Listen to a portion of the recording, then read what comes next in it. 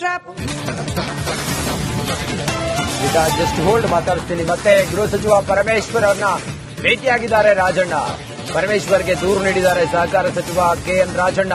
ಹನಿ ಟ್ರ್ಯಾಪ್ಗೆ ಯತ್ನಿಸಿದ್ದಾಗಿ ರಾಜಣ್ಣ ದೂರು ಕೊಟ್ಟಿದ್ದಾರೆ. ಕೊನೆಗೂ ಕೂಡ ದೂರು ಕೊಟ್ಟಿದ್ದಾರೆ. ಅಪರಿಚಿತ ಹುಡುಗಿಯಿಂದ ಹನಿ ಟ್ರ್ಯಾಪ್ಗೆ ಪ್ರಯತ್ನ ನಡೆದಿತ್ತು. ಪರಮೇಶ್ವರ್ಗೆ 3 ಪುಟಗಳ ದೂರು ರಾಜಣ್ಣ ಕೊಟ್ಟಿದ್ದಾರೆ ಅನ್ನೋದ್ರ ಬಗ್ಗೆ ಈಗ ಮಾಹಿತಿ ಸಿಕ್ಕಿದೆ.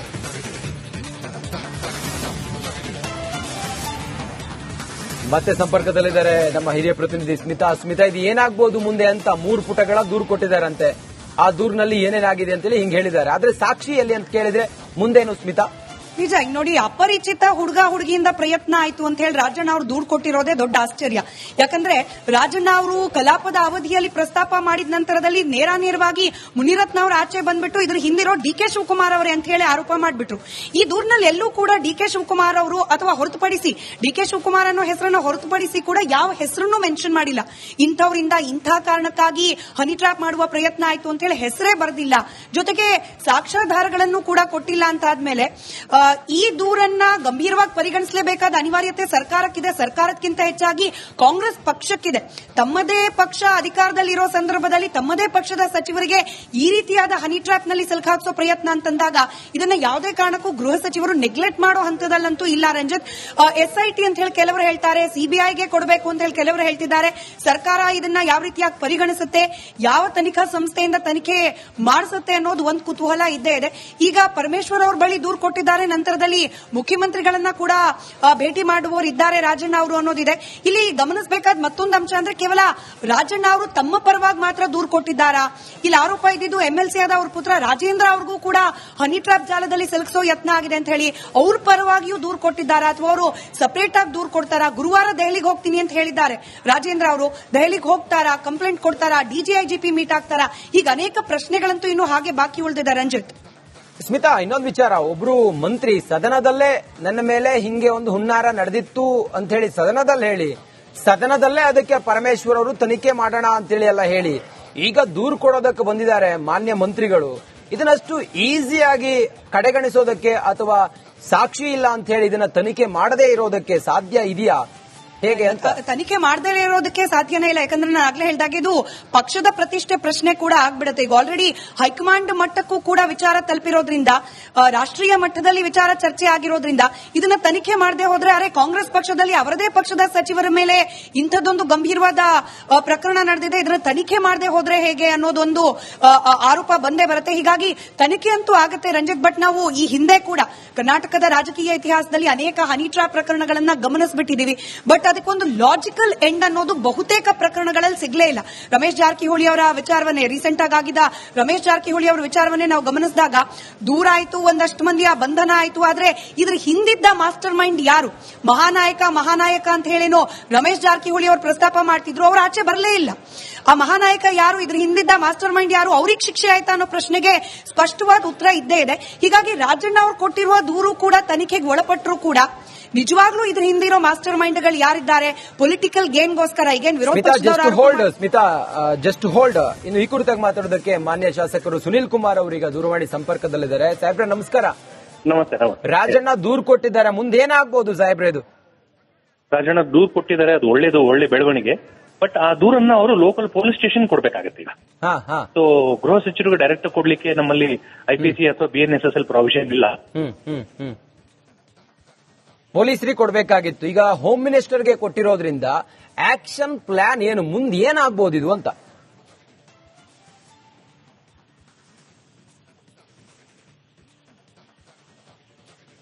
ಸರ್ ಕೇಳಿಸ್ತಿದ್ಯಾ?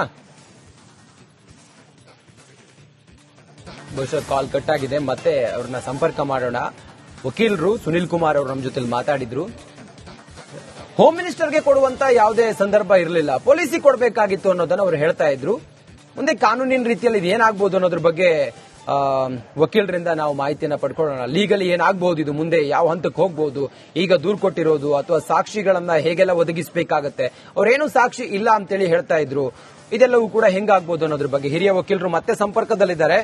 ಸುನಿಲ್ ಕುಮಾರ್ ಸರ್ ನಮಸ್ಕಾರ. ಸರ್ ಏನಾಗಬಹುದು ಇದು ಕಾನೂನಿನ ಪ್ರಕ್ರಿಯೆಗಳೆಲ್ಲ ಏನಾಗಬಹುದು ಈಗ ಹೋಮ್ ಮಿನಿಸ್ಟರ್ಗೆ ದೂರು ಕೊಟ್ಟಿರೋದ್ರಿಂದ? ಸರ್ ನಂತರ ಕರೆಕ್ಟ್. ನಂತರ ಇದೇನ್ ಮಾಡುತ್ತೆ, ಪೊಲೀಸ್ ಠಾಣೆಗೆ ಅದು ವರ್ಗಾವಣೆ ಆಗ್ಬೋದು, ಅಥವಾ ಇವರು ಪೊಲೀಸ್ ಸ್ಟೇಷನ್ಗೆ ಹೋಗ್ಬಿಟ್ಟು ದೂರನ್ನ ಮತ್ತೆ ಕೊಡಬೇಕಾಗುತ್ತೆ. ಆಮೇಲೆ ಪೊಲೀಸ್ ಅವರು ಒಂದು FIR ಅನ್ನ ರಿಜಿಸ್ಟರ್ ಮಾಡ್ಕೋಬೇಕಾಗುತ್ತೆ. ಅನ್ನೋನ್ ಪರ್ಸನ್ಸ್ ಅನ್ನೋ ಹೆಸರಲ್ಲಿ FIR ರಿಜಿಸ್ಟರ್ ಮಾಡ್ಕೋತಾರೆ. ಆಮೇಲೆ ಯಾರು ಇವ್ರನ್ನ ಅಪ್ರೋಚ್ ಮಾಡಿದ್ರು, ಯಾರು ಇವ್ರಿಗೆ ಫೋನ್ ಮಾಡಿದ್ರು, ಹನಿ ಟ್ರಾಪಿಂಗ್ ಅಂದ್ರೆ ಇವ್ರಿಗೆ ಫೋನ್ ಮಾಡಿ ಏನಾದ್ರು ಅಶ್ಲೀಲವಾದಂತ ಸಿಡಿ ತೋರಿಸಿದ್ರ, ಅಥವಾ ಇವ್ರನ್ನ ಕೆಡಾಗಿ ಬೆಳೆಸ್ಕೊಂಡು ಟ್ರೈ ಮಾಡಿದ್ರ, ಆ ನಂಬರ್ಗಳು, ಆ ಫೋನ್ ನಂಬರ್ಸ್ ಮತ್ತು ವಾಟ್ಸ್ಆಪ್ ಕಾಲ್ ಡೀಟೇಲ್ಸ್ ಎಲ್ಲವನ್ನೂ ಕೂಡ ಪೊಲೀಸ್ ಅಧಿಕಾರಿಗಳು ತನಿಖೆ ಮಾಡ್ತಾರೆ. ಅದು ಯಾರ್ಯಾರು ಸಂಬಂಧಪಟ್ಟಿದ್ದು ಅಂತ ಏನಾದ್ರು ಗೊತ್ತಾದಾಗ ಅವನ್ನೆಲ್ಲರನ್ನೂ ನೋಟಿಸ್ ಕೊಟ್ಟು ಅರೆಸ್ಟ್ ಮಾಡುವಂತ ಸಾಧ್ಯತೆ ಇದೆ. ಮತ್ತು ಅವ್ರನ್ನ ಅರೆಸ್ಟ್ ಮಾಡಿದ್ಮೇಲೆ ಅವರ ಹೇಳಿಕೆಗಳನ್ನು ಪಡೆದು ಅವರಿಂದ ಸೂತ್ರಧಾರ ಯಾರಿದ್ದಾರೆ, ಇವ್ರನ್ನೇ ರಾಜಣ್ಣ ಅವ್ರನ್ನೇ ಹನಿ ಟ್ರ್ಯಾಪ್ ಮಾಡ್ಲಿಕ್ಕೆ ಹಾಕ್ಬಿಟ್ರು, ಅದ್ರ ಮೂಲ ಉದ್ದೇಶ ಏನಿದೆ ಅವೆಲ್ಲವೂ ಕೂಡ ತನಿಖೆ ಮಾಡಿದ ನಂತರ ನಮ್ಗೆ ಗೊತ್ತಾಗುತ್ತೆ. ಸರ್, ಅಲ್ಟಿಮೇಟ್ಲಿ ಈಗ ಹನಿ ಟ್ರ್ಯಾಪ್ ಆಗಿದೆ ಅನ್ನೋದಾದ್ರೆ ಎವಿಡೆನ್ಸ್ ತುಂಬಾ ಮುಖ್ಯ ಆಗುತ್ತೆ. ನನ್ನ ಬಳಿ ಏನೂ ಎವಿಡೆನ್ಸ್ ಇಲ್ಲ, ಹಿಂಗಾಗಿದೆ, ಫೋಟೋ ತೋರಿಸಿದ್ರೆ ಗುರುತಿಸ್ತೀನಿ ಅಂತ ಹೇಳಿದ್ದಾರೆ. ಎಷ್ಟು ವೇಟೇಜ್ ಆಗುತ್ತೆ ಅಂತ ಈ ದೂರು? ಈಗ ಬರೀ ಅದೊಂದು ಹೇಳಿದ್ರೆ ಸಾಲೋದಿಲ್ಲ. ರಾಜಣ್ಣ ಅವರು ಇನ್ನೂ ಸ್ವಲ್ಪ ಸ್ಪಷ್ಟತೆಯಿಂದ ಇನ್ನ ಡೀಟೇಲ್ ಸ್ಟೇಟ್ಮೆಂಟ್ ಅನ್ನ ಪೊಲೀಸರ ಅಧಿಕಾರಿಗಳು ಕೊಡಬೇಕಾಗುತ್ತೆ. ಹನಿ ಟ್ರಾಪ್ ಯಾವ ಸಂದರ್ಭದಲ್ಲಿ ಇವ್ರಿಗೆ ಮಾಡಿದ್ರು, ಹೇಗೆ ಮಾಡಿದ್ರು, ಇವ್ರಿಗೆ ಫೋನ್ ಮಾಡಿ ಅದು ಅಶ್ಲೀಲವಾದಂತಹ ಮೆಸೇಜ್ ತೋರಿಸಿದ್ರ, ಅಥವಾ ಬನ್ನಿ ಅಂತ ಕರೆದ್ರ, ಅಥವಾ ಯಾವ್ದನ್ನ ಜಾಗಕ್ಕೆ ಹೋಗಿದ್ರ, ಮತ್ತು ಇವ್ರು ಏನ್ ಮಾಡಿದ್ರು, ಒಂದು ಪಕ್ಷ ಅಶ್ಲೀಲವಾಗಿ ಅವ್ರು ವರ್ತನೆ ಮಾಡಿದಾಗ ಹನಿ ಟ್ರಾಪ್ ನಲ್ಲಿ ಇವ್ರ ಕಡೆಯಿಂದ ಪ್ರತಿಕ್ರಿಯೆ ಹೇಗಿತ್ತು, ಇವ್ರು ಅದಕ್ಕೆ ಸ್ಪಂದನೆ ಮಾಡಿ. ಈಗ ಹೋಮ್ ಮಿನಿಸ್ಟರ್ಗೆ ಸ್ವತಃ ದೂರು ಕೊಟ್ಟಿರೋದ್ರಿಂದ, ಅದು ಕೂಡ ಒಬ್ಬರು ಜನಪ್ರತಿನಿಧಿ ಗೃಹ ಸಚಿವರಿಗೆ ದೂರು ಕೊಟ್ಟಿರೋದು, ಇದು ಎಷ್ಟು ದೊಡ್ಡ ಮಟ್ಟದಲ್ಲಿ ಇದನ್ನ ಸೀರಿಯಸ್ ಆಗಿ ಪರಿಗಣಿಸಬಹುದು. ಮತ್ತೆ ತನಿಖಾ ತಂಡ ಮತ್ತೊಂದು ಎಲ್ಲದಕ್ಕೂ ಕೂಡ ಆಗ್ರಹ ಇದೆ, CBI ಕೊಡಬೇಕು ಅನ್ನೋದೆಲ್ಲವೂ ಕೂಡ. ಇದು ಯಾರಿಗೆ ಬಿಟ್ಟಂತ ವಿಚಾರ, ಹೋಮ್ ಮಿನಿಸ್ಟರ್ ಅಥವಾ ಮುಖ್ಯಮಂತ್ರಿಗಳ ಅಂತ? ಇದು ಮುಖ್ಯಮಂತ್ರಿಗಳು ಮತ್ತು ಕ್ಯಾಬಿನೆಟ್ ಡಿಸೈಡ್ ಮಾಡುತ್ತೆ. ಕ್ಯಾಬಿನೆಟ್ ಅಲ್ಲಿ ಕೂತ್ಕೊಂಡು ಮುಖ್ಯಮಂತ್ರಿಗಳು ಮತ್ತು ಎಲ್ಲ ಸಚಿವ ಸಂಪುಟದ ಸದಸ್ಯರು ಕೂತ್ಕೊಂಡು ಇದು CBI ಕೊಡಬೇಕಾದಂತ ಪ್ರಕರಣ ಅನ್ನೋದಾದ್ರೆ ರಾಜ್ಯ ಸರ್ಕಾರ ಇದನ್ನ CBIಗೆ ವರ್ಗಾವಣೆ ಕೂಡ ಮಾಡಬಹುದು. ಬಟ್ ಗೃಹ ಸಚಿವರಿಗೆ ಕೊಟ್ಟಿದ್ದಾರೆ ಅಂದ್ರೆ that shows the seriousness of the complaint. ಇದು ತುಂಬಾ ಆಳವಾಗಿ, ತುಂಬಾ ಗಾಢವಾಗಿದೆ ಮತ್ತು ನಮ್ಮನ್ನೇ ಕೆಡಾಗಿ ಬೆಳೆಸಬೇಕು ಅಂತ ಪ್ಲಾನ್ ಮಾಡಿ ನನ್ನ ಚರಿತ್ರೆ ವಧೆ ಮಾಡ್ತಿದ್ದಾರೆ ಅನ್ನೋದಾದ್ರೆ ಬೇರೆ ಬೇರೆ ಮಂತ್ರಿಗಳಿಗೂ ಹೀಗೆ ಮಾಡ್ತಾರೆ. ಹಾಗಾಗಿ ಸರ್ಕಾರದಲ್ಲಿ ಯಾರು ಕೂಡ ನಾವು ಧೈರ್ಯದಿಂದ ಕೆಲಸ ಮಾಡ್ಲಿಕ್ಕೆ ಆಗೋದಿಲ್ಲ ಅಂತ ರಾಜಣ್ಣ ಅವರು ಕೊಟ್ಟಿದ್ದಾರೆ. ಇದು ತುಂಬಾ ಸೂಕ್ಷ್ಮ ಸರ್ಕಾರ ಗಮನಿಸುತ್ತೆ ಮತ್ತು ಮೋಸ್ಟ್ಲಿ ಒಂದು SIT ಕೂಡ ರಚನೆ ಮಾಡುವಂತ ಸಾಧ್ಯತೆ ಕೂಡ ಇದೆ. ಇದೀಗ ಹೋಮ್ ಮಿನಿಸ್ಟರ್ SIT ರಚನೆ ಮಾಡ್ತಾರೆ, ಹಿಂಗೆ ಅನ್ನೋದ್ರ ಬಗ್ಗೆ ರಚನೆ ಮಾಡ್ತಾರೆ. ಆ ಮುಂದುವರೆದು ಏನಾಗಬಹುದು ಅಂತ, SIT ರಚನೆ ಆದ ನಂತರ ಮತ್ತೆ ರಾಜಣ್ಣ ಅವರು SITಗೂ ದೂರು ಕೊಡಬೇಕಾಗತ್ತಾ, ಅಥವಾ SIT ಮುಂದೆ ಸ್ಟೇಟ್ಮೆಂಟ್ ಕೊಡೋದೆಲ್ಲವೂ ಕೂಡ ನಂತರದ ಅಂತ, ಅದೆಲ್ಲ ಹೇಗಿರುತ್ತೆ ಅಂತ? ಈಗ ಮೊದಲಿಗೆ ಗೃಹ ಸಚಿವರಿಗೆ ಕೊಟ್ಟಂತ ದೂರನ್ನ ಲೋಕಲ್ ಪೊಲೀಸ್ ಸ್ಟೇಷನ್ಗೆ ವರ್ಗಾವಣೆ ಮಾಡ್ತಾರೆ. ಲೋಕಲ್ ಪೊಲೀಸ್ ಠಾಣೆನವ್ರು ಏನ್ ಮಾಡ್ತಾರೆ, ಒಂದು FIR ಅನ್ನ ದಾಖಲೆ ಮಾಡ್ಕೋತಾರೆ. ಆ FIR ಈಗ ಏನಾಗುತ್ತೆ, SITಗೆ ಟ್ರಾನ್ಸ್ಫರ್ ಆಗ್ತದೆ. ಆಗ ಇವರು ರಾಜಣ್ಣ ಅವರು SIT ಅಧಿಕಾರಿಗಳ ಮುಂದೆ ಇನ್ವೆಸ್ಟಿಗೇಷನ್ಗೆ ಅಪೇರ್ ಆಗ್ಬೇಕು. ರಾಜಣ್ಣ ಅವ್ರ ಮಗ ಕೂಡ ಅಪೇರ್ ಆಗಿ ಇವರ ಹತ್ರ ಇರೋ ಎಲ್ಲ SIT ಹಂಚ್ಕೋಬೇಕು. ಮತ್ತು ಯಾರ್ಯಾರ ಟೀಮ್ ಇದ್ರು ಅವೆಲ್ಲರೂ ಕೂಡ ಅರೆಸ್ಟ್ ಮಾಡುವಂತ ಸಾಧ್ಯತೆ ಇದೆ. ಕರೆಕ್ಟ್. ನೋಡೋಣ ಸರ್, ಇದು ಯಾವ ಹಂತಕ್ಕೆ ಹೋಗುತ್ತೆ, ಏನಾಗುತ್ತೆ ಅನ್ನೋದ್ರ ಬಗ್ಗೆ. ಥ್ಯಾಂಕ್ ಯು ರಿಪಬ್ಲಿಕ್ ಕನ್ನಡ ಜೊತೆ ತಾವು ಮಾತಾಡೋದಕ್ಕೆ. ಈಗ ನಿವೃತ್ತ ಪೊಲೀಸ್ ಅಧಿಕಾರಿ ಬಸವರಾಜ ಮಾಲಗತ್ತಿ ಸರ್ ನಮ್ಮ ಜೊತೆ ಈಗ ಸಂಪರ್ಕದಲ್ಲಿದ್ದಾರೆ. ಸರ್ ನಮಸ್ಕಾರ.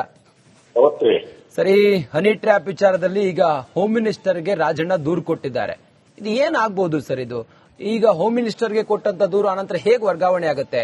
ತನಿಖಾ ತಂಡವನ್ನ ಹೋಮ್ ಮಿನಿಸ್ಟರ್ ರಚನೆ ಮಾಡ್ತಾರಾ? ಹೇಗಾಗುತ್ತೆ ಸರ್ ಇದು? ಮಾಡ್ತಾರೆ. ಹೋಮ್ ಮಿನಿಸ್ಟರ್ಗೂ ಪವರ್ ಇರ್ತದೆ. ಹೋಮ್ ಮಿನಿಸ್ಟರ್ ಆರ್ಡರ್ ಮಾಡ್ತಾರೆ, FIR ಇಶ್ಯೂ ಮಾಡಂದ್ರೆ ಮಾಡ್ತಾರೆ. CID ಕೊಡಬಹುದು, ಅಥವಾ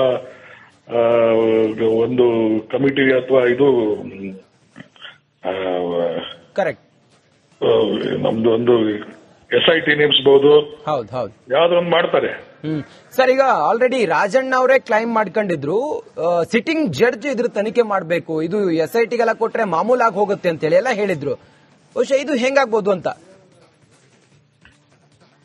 ಇಲ್ಲ, ಎಲ್ಲ ಸಿಟ್ಟಿಂಗ್ ಜಡ್ಜ್ ಅಂದ್ರೆ ಇದೊಂದು ಒಂದೇ ಗೌರ್ಮೆಂಟ್ ಅಲ್ರಿ, ಇದೇನು ಬೇರೆ ಅಪೋಸಿಷನ್ ಗೌರ್ಮೆಂಟ್ ಅಲ್ಲ ಏನಲ್ಲ.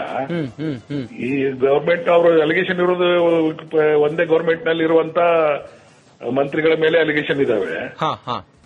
ಸೊ ಬೇರೆಯವರ ಮೇಲೆ ಇದ್ರೆ ಬೇಕಾದ್ರೆ ಜಡ್ಜ್ ನಲ್ಲಿ ಮಾಡಬಹುದು ಇತ್ತು. ಒಂದೇ ಗೌರ್ಮೆಂಟ್ ಇರೋದ್ರಿಂದ CM ಅವರು ನ್ಯೂಟ್ರಲ್ ಇದ್ದಾರೆ. ಇದರಲ್ಲಿ CM ಮುಂದೆ ನಡೀತದೆ ಹೆಚ್ಚಾಗಿ. ಅಲ್ಲ, ಮಂತ್ರಿಗಳೇ ಹೇಳಿರೋದ್ರಿಂದ ಸರ್, ಈಗ ಮಂತ್ರಿಗಳೇ ಹೇಳಿರೋದ್ರಿಂದ, ಮಂತ್ರಿಗಳೇ ಹೋಮ್ ಮಿನಿಸ್ಟರ್ಗೆ ದೂರು ಕೊಟ್ಟಿರೋದ್ರಿಂದ ಎಷ್ಟು ಸೀರಿಯಸ್ ಆಗಿ ಪರಿಗಣಿಸ್ತಾರೆ ಸರ್ ಈ ದೂರನ್ನ? ಇಲ್ಲ, ಅವರು ಈಗ ಅವರು CM ಫೇವರೇಬಲ್ ಇರುವಂತಹ ಮಂತ್ರಿ, ಅವ್ರ ಮಾತು ನಡೀತದೆ. SIT ನೇಮ್ಸ್ ಅಂದ್ರೆ ನೇಮಿಸ್ತಾರೆ, ಅಥವಾ ಸೂಪರ್ವಿಷನ್ ಜಡ್ಜ್ ಆಗ್ಲಿ ಅಂತ ಹೇಳುದು ಇನ್ಸಿಸ್ಟ್ ಮಾಡಿದ್ರೆ ಜಡ್ಜ್ ಮಾಡಬಹುದು. It all depends upon CM decision. Correct. ಇವರೆಲ್ಲ ಹೋಮ್ ಮಿನಿಸ್ಟರ್ ಸುಮ್ನೆ ನಾಮಕೆ ವಾಸ್ತೀರಿ. ಅವೆಲ್ಲ ಸಿಎಂ ಡಿಸಿಷನ್ ತಗೊಳ್ಳೋದು. ಮಂತ್ರಿಗಳ ಮೇಲೆ ಎಫ್ಐಆರ್ ಆಗ್ತದೆ, ಅದು ಸೀನಿಯರ್ ಲೀಡರ್ ಮೇಲೇನೆ ಅಲಿಗೇಷನ್ಸ್ ಇದಾವೆ. ಅಂದ್ರೆ home minister he cannot take any decision. CM ಅವರೇ ಸಿಎಂನೇ ಫೈನಲ್ ಅಥಾರಿಟಿ. ಓಕೆ, ತಾರ್ಕಿಕ ಅಂತ್ಯ ಕಾಣಬಹುದಾ ಸರ್ ಇದು ಹನಿ ಟ್ರ್ಯಾಪ್ ಪ್ರಕರಣ? ಈ ಕೊನೆಗೆ ಹೈಕಮಾಂಡ್ ಇಂಟರ್ಫಿಯರ್ ಆಗಿ ಎಲ್ಲ ಮ್ಯಾನೇಜ್ ಮಾಡ್ತಾರ್ರಿ, ಅದ್ರಲ್ಲಿ ಏನಿದೆ. ಯಾರನ್ನೂ ಅರೆಸ್ಟ್ ಮಾಡೋದಿಲ್ಲ, ಯಾರನ್ನೂ ಚಾರ್ಜ್ ಶೀಟ್ ಹಾಕೋದಿಲ್ಲ ಅಲ್ವಾ? ಎಲ್ಲರಿಗೂ ಗೊತ್ತಿದೆ, ನಿಮಗೂ ಗೊತ್ತಿದೆ, ಎಲ್ಲರಿಗೂ ಗೊತ್ತಿದೆ. ಒಂದೇ ಪಕ್ಷ ಇರೋದ್ರಿಂದ ಕಣ್ಣರಿಸೋದು ಹಂಗಾದ್ರೆ ಇದೆಲ್ಲ ಕಣ್ಣು ಒರೆಸೋ ತಂತ್ರ. ಇನ್ನೇಮ್ ಈ ತರ ಮಾಡಬೇಡ ಅಂತ ಹೇಳ್ಕೊಂಡು ವಾರ್ನ್ ಮಾಡಿ ಕ್ಲೋಸ್ ಮಾಡ್ತಾರೆ. ಅದ್ರಲ್ಲಿ ಏನು ಅರೆಸ್ಟ್ ಇಲ್ಲ.